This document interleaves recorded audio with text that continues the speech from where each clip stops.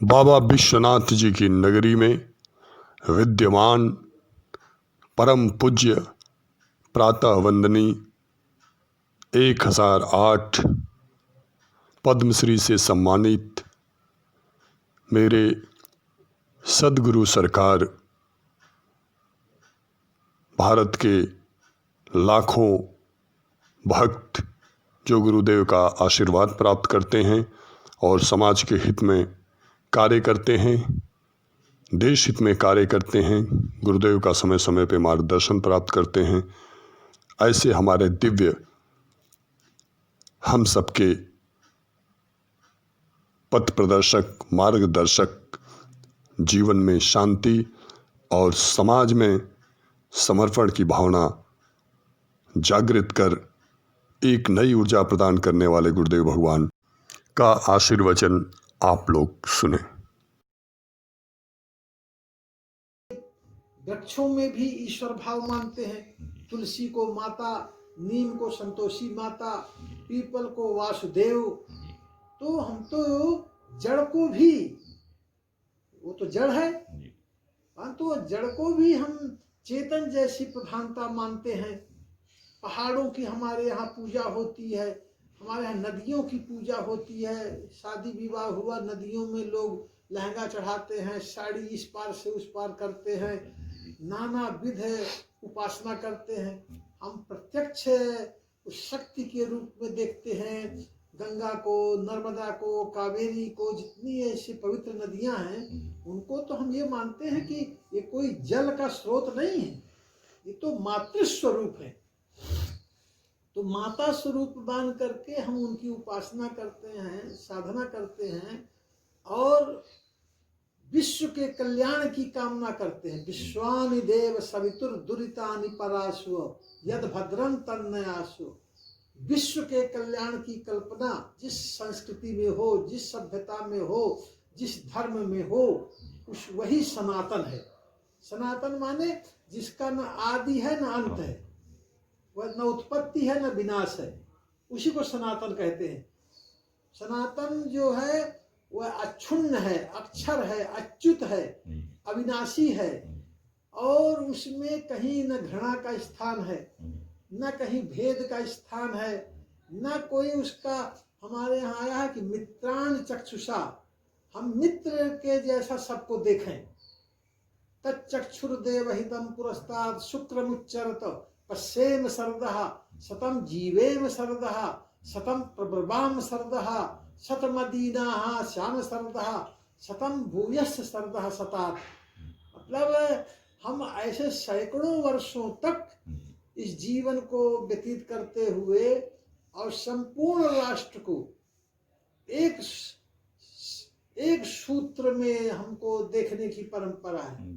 जैसे हमारे यहाँ कहा गया कि ईशावास्यमिदं सर्वम, ये जितना भी है पूरा पृथ्वी, ये सब भगवान का घर है, ईश का घर है, इसकी हम संतान हैं। माता भूमि ही पुत्रोहम पृथिव्या, माता सबकी माता पृथ्वी है और पृथ्वी के हम सभी पुत्र हैं। तो जब सभी पृथ्वी के पुत्र हुए तो सब भाई हुए, सब भाई हुए।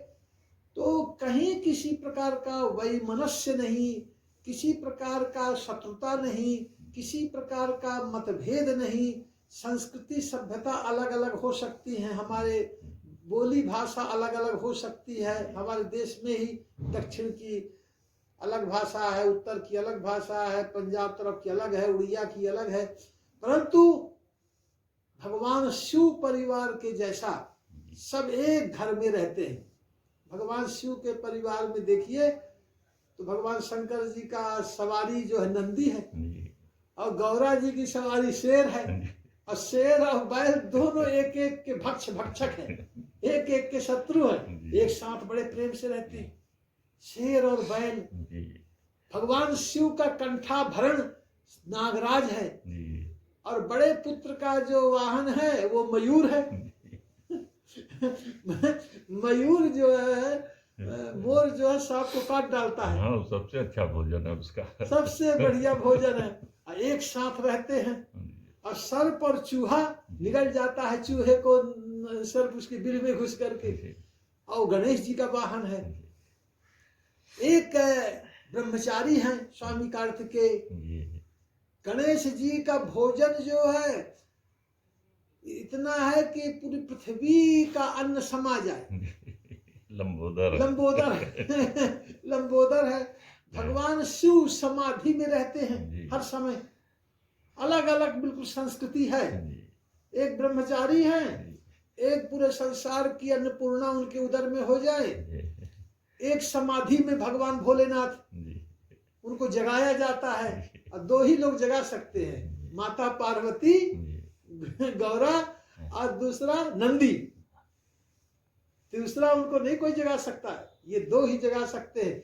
देवी देवता जब जाते हैं भगवान शंकर के यहाँ तो इन्हीं से प्रार्थना करते हैं जी कि नंदी बाबा भगवान शिव को जगाइए, गौरी माता अब आप भगवान शिव को जगाइए, इनको अधिकार है। तब फिर वो जगा करके देवताओं की बात सुनते हैं। और नंदी जो है वो अपना मस्त रहता है, खा पी करके सो करके। तो देखिए, एक समाधि में रहते हैं, एक खा पी करके मस्त रहते हैं, और एक बहुत दयालु माता, माता पार्वती, एक जो है ब्रह्मचारी, एक जो है पूरे संसार की अन्नपूर्णा उनके उदर में, और एक साथ रहते हैं। और वाहन सबका पृथक पृथक, एक एक के शत्रु, परंतु एक साथ मैत्री भाव से रहते हैं। इसीलिए शिव परिवार की सबसे ज्यादा पूजा विश्व में सृष्टि के आदि से होती रही कि गांव में उनको जलधारा प्रियो शिवा, एक लोटा जल चढ़ा दिया, शंकर भगवान प्रसन्न। अन्य देवताओं को षोडशोपचार पूजा चाहिए, बढ़िया सुंदर पीला पीतांबर वस्त्र चाहिए, सुंदर सुगंध चाहिए, अब बड़ी सुंदर सुंदर मालाएं चाहिए, नाना प्रकार का उनको 56 भोग चाहिए, नाना प्रकार का राजाओं जैसा है भगवान विष्णु भगवान को, लक्ष्मी नारायण को, भगवान भोलेनाथ को जलधारा प्रियो शिवा।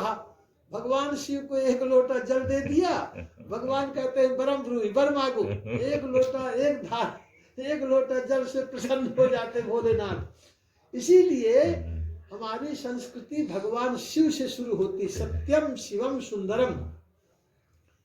क्योंकि उनका शिव परिवार का उदाहरण देखिए, उनका रहन तो लगेगा कि पूरे विश्व में लड़ाई झगड़ा खत्म, वैमनस्य खत्म, मतभेद खत्म पूरे सृष्टि का। और हमारे यहाँ अन्न भी होगा तो पहले भगवान, भोजन भी बनेगा तो पहले भगवान को अर्पित करिए, भगवान को ध्यान करिए, तब भोजन पहला कौर उठाइए। हमारे यहाँ अनाज भी खलिहान में आएगा तो पहले गुरु को, पुरोहित को और गरीब को और जो प्रजा को खलिहान से निकलता था, तब फिर घर में अनाज आता था। सब प्रकार की भारतीय पद्धति इतनी उत्कृष्ट है। भोजन बनाने के पहले थोड़ा थोड़ा निकाला जाता था। पुराने समय पर एक घड़ा रखा जाता था, उसमें थोड़ा सा इतना सा चावल, इतना सा आटा दाल, और बाद में पुरोहित को या किसी आचार्य को वो घड़ा जब भर जाता था तो दे दिया जाए। घर घर वो घड़ा रहता था। भोजन बनाने के पहले चुटकी झुकाते थे, चुटकी निकालना, तो चुटकी निकलती थी। हमारे यहाँ जब भी भोजन बनता है तो बलि वैश्य दिया जाता था अग्नि में। आज भी बहुत से है, जैसे अब चूल्हा खत्म हो गया, गैस का चूल्हा आ गया, तो लोग उसी में थोड़ा डाल देते हैं अग्नि मान करके, थोड़ा ऐसे ऐसे कर दिए, मतलब क्योंकि अब उसमें संभव नहीं है। अब काठ की आग और कंडे की आग वो शहरों में, नगरों में, परंतु गांव में तो संभव है। अब ये कम होता जा रहा है। जहाँ संभव है वहाँ भी नहीं लोग कर रहे हैं, और जहाँ संभव नहीं है उसका भी विकल्प है कि आप थोड़ा सा कुछ डाल दीजिए, थोड़ा सा एक बूंद घी ही डाल दीजिए, चीनी ही डाल दीजिए, रोटी का एक पतला सा वही डाल दीजिए, सब जल जाएगा। अग्नि तो साक्षात देवता है। तो भोजन बनने के बाद पहले अर्पित किया जाता था, तब भोजन किया जाता था। अपने लिए हम भोजन नहीं बनाते थे। यह हम भोजन जो है, अतिथि कोई आ गया, अतिथि के लिए चींटी हो गई, गऊ हो गई, कोई अतिथि हो गया, इन सब को निकाल करके और तब फिर हम प्रसाद पाते थे। ये भारतीय परंपरा ही केवल ऐसी है जहाँ की उदात्त भाव है, इतना उदात्त भाव है कि जहाँ कुछ भी हम कुछ कमाई करते हैं तो कुछ अंश निकालो, अनाज हम किसान कमाता है तो कुछ पंडित पुरोहित गुरु कुछ निकालो तब खाओ।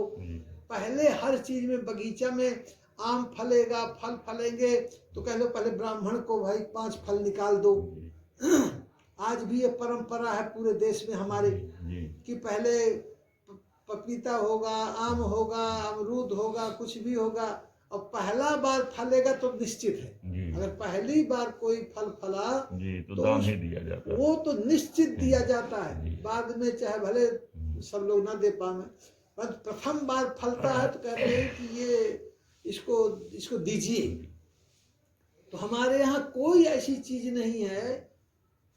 ठंडियों में लोग, कितनी पुरानी परंपरा है कि लोग अपने गरीब को, ड्राइवर को, हलवाहे चरवाहे को भी कोई ऐसा पुरानी स्वेटर हुआ, नया स्वेटर हुआ ले पहन लेना। गुरु गोसैया को भी भाई स्वेटर, ठंडी है तो ठंडी में कुछ वस्त्र ऐसे कर दिया, ऐसे कर दिया। सभी समयों पर ये दीपावली है, दीपावली में कुछ दे देना, कर्मचारियों को भी दे देना, आचार्य को भी दे देना, होली, दिवाली, दशहरा, इन सब में कुछ निकालते रहना। ये एक स्वाभाविक प्रक्रिया है, कोई कहता नहीं है। और नहीं भी है तो लोग करवा लेते हैं, कहते हैं मालिक अरे दीपावली के कुछ मिली। मतलब अगर आप में नहीं भी, अगर भूल गए रहे हैं तो अगला व्यक्ति याद दिला देगा, आपका ड्राइवर याद दिला देगा, अरे दीपावली है, दिवाली है। तो ये सब हमारी भारतीय परंपरा में देखा जाता है कि सूकर, कुकर, कीट पतंग से लेकर के गाय, बैल, भैंस, पशु, जीव जंतु, पशु पक्षी, लोग गर्मियों में पक्षियों को पानी निकाल देते हैं, हम लोग कहीं टंगा देते हैं बाउंड्री के ऊपर या पेड़ में, ऐसे रस्सी से ऐसे करके झुला देते हैं। पक्षी आते हैं तो गर्मियों में, बैसाख जेठ की गर्मी में तड़पते हैं तो वहाँ पानी पीते हैं आया करके। लोग पांसरा लगाते हैं जगह जगह पानी पिलाने के लिए, घड़ा बड़े बड़े उसमें भर देंगे और एक व्यक्ति को रख देंगे, वो जो भी राहगीर जा रहा है उसको पानी पिलाना। तो ये पूरी परंपरा हमारी भारतीय संस्कृति जो है परहित, केवल अपने लिए हम नहीं जीते हैं, केवल अपने लिए नहीं जीते हैं, हम समग्र के लिए हमारा जीवन है। यथासंभव जिसकी जैसी शक्ति है, जिसकी जितनी शक्ति है, यथासंभव ये हमारी परंपरा अनादिकाल से चली आ रही है। और कोई भी कथा वार्ता हो रही है, किसी के यहाँ दूध हो रहा है, भाई कथा है, दूध आप थोड़ा सा मिल जाएगा तो हाँ बिल्कुल, अरे आप पुराण कथा सुन रहे हैं, हमारे गाय लगती है, ले जाइए 1 पाव दूध, दही ले जाइए। तो हर चीज में, चाहे वो गृह कार्य हो, बच्चा दूध नहीं आज लगी जाए और बच्चा दूध उसको चाहिए, अगर आपके यहाँ हो तो अरे हाँ हम नहीं दूध पिएंगे, बच्चा को दे दो, इनका बच्चा भूखा है, ये बच्चा भूखा है, ले जाइए, आज हम नहीं पिएंगे। तो इतनी उदात्त भावना और उदार चरिता नाम तू वसुधैव कुटुंबकम, उदार चरित्र है, इसीलिए हमको पूरी वसुधा अपना कुटुंब दिखाई देती है। इतने उदार चरित्र है सनातनियों का, भारतीयों का, आर्यावर्त के निवासियों का, कि ये अपना भोजन तक दूसरे को दे देते हैं, अपना वस्त्र तक दे देते हैं। इतना उदार चरित्र है अपना इनका, इसीलिए इनके नजरों में पूरी वसुधा कुटुंब दिखाई देती है। इसका एक कारण है, कोई पूछ सकता है कि इन्हीं भर को क्यों दिखाई देती है पूरी वसुधा कुटुंब, अपना परिवार, और को क्यों नहीं दिखाई देती है अन्य देशवासियों को? इसलिए उनमें इतनी उदात्त भावना नहीं, इतनी उदारता नहीं है कि अपना भोजन छोड़ के उसको दे दे।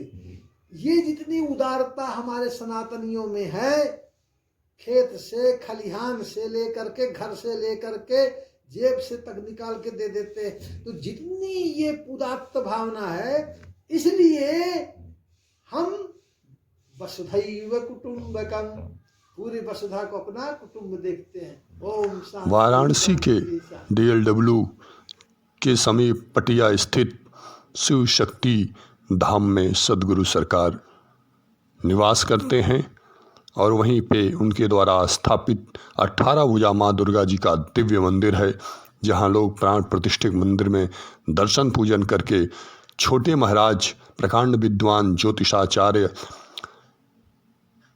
त्रिसंध्या वंदना करने वाले सदगुरु सरकार के सुपुत्र और आध्यात्मिक उत्तराधिकारी परम पूज्य श्री सुधांशु त्रिपाठी जी महाराज का भी दर्शन मिलता है। और उसके बाद लोग जा कर के बाबा विश्वनाथ जी, माता अन्नपूर्णा जी, संकट मोचन हनुमान जी का दिव्य दर्शन करते हैं और काल भैरव जी का दर्शन करते हैं।